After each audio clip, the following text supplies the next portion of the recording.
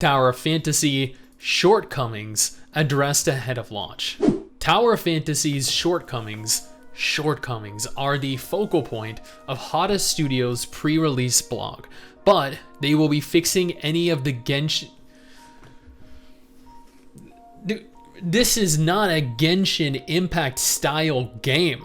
Genshin Impact is not a style of game. Genshin Impact is a mobile Breath of the Wild, regardless of how much you enjoy it. Anyway, the Tower of Fantasy release times and dates have been revealed, which if you were not already aware, you can pre-download it on August 9th and it launches on August 10th. But Hada Studio warned that the Genshin Impact style open world RPG game still has many shortcomings ahead of its launch. And first and foremost, this is not a Genshin Impact style game. Second, this is not just an open world RPG. On the contrary, this is an MMORPG. An MMORPG and an RPG are completely different types of games. I don't want to criticize this article, but we are literally 2 sentences into it, and already you have made 3 mistakes. Comparing an MMORPG and an RPG are like comparing something like Tales of Arise to Aura Kingdom. Tower of Fantasy is already challenging Genshin Impact with its 3 million pre-registrations. It actually just hit 4 million pre-registrations as of 5 hours ago. And do we really need to compare? Do we need to pit these 2 games against one another? Tower of Fantasy's 4 million pre-registrations are not going to challenge or be competition for Genshin Impact. That is just not the case. Genshin has tens of millions of players. This is barely going to put a dent in the active, concurrent amount of players playing. Set to release on August 10th, Hada Studios have set the bar high, but can they live up to it? In a slightly perplexing turn of events, the devs have released a blog post discussing the game's release, but it's not exactly sunshine and rainbows.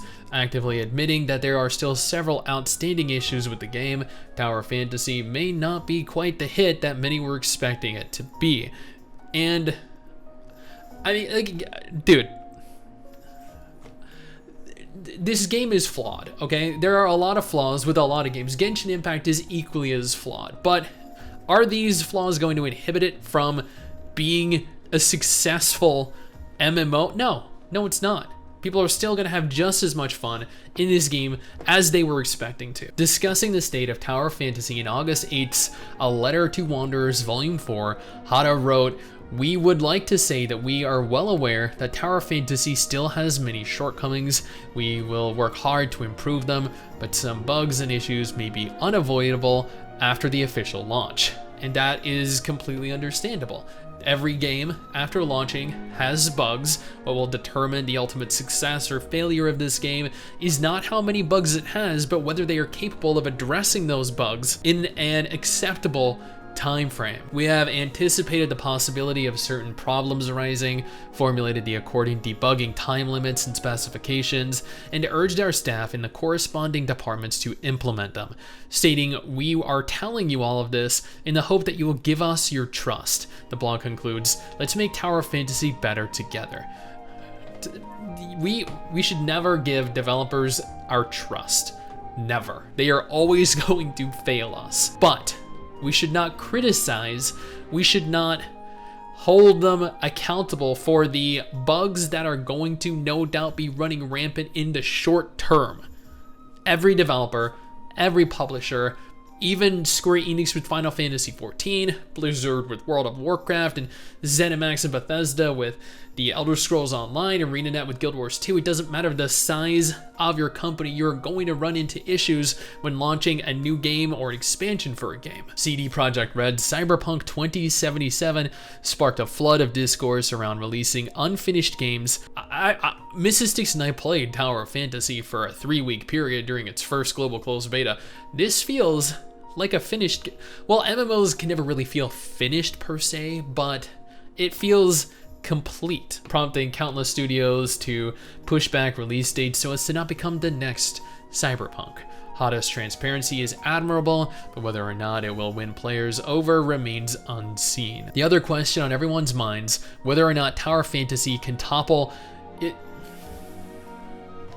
No, are you serious? The question on everyone's mind is not whether this is going to topple Genshin Impact. There is a 0% chance anyone that thinks this is going to garner the success of Genshin Impact is disillusioned. An MMO will never dethrone a non-MMO, and a non-MMO is never going to dethrone an MMO. They are completely different games. Genshin, a mostly single-player anime RPG. Tower Fantasy, a mostly multiplayer, massively multiplayer at that, cooperative RPG. They are very contrastingly different types of games. Do you want to know what the biggest competitor to Tower Fantasy is? That one single thing that could potentially inhibit the entire success of the game? The people, the individual people that keep comparing it to Genshin fucking Impact. Guys, listen very carefully here. Just because two things might look alike on the surface does not mean they inherently are. Articles like this leave me seriously questioning whether the writers, the journalists, actually play the games that they are actively writing about.